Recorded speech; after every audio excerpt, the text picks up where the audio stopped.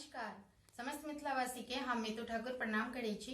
आइ हम अहाँ सबके समक्ष एकटा गीत प्रस्तुत करऽ जा रहल छी जे मैथिल पुत्र प्रदीप जी द्वारा लिखल गेल अछि और अपना सबके जे सावन में मधुश्रावणी त्योहार अछि ओहि में टेमी दागक काल में गायल जाइत अछि। तो सुनल जाओ हमरा स्वर में ई मैथिली रचना।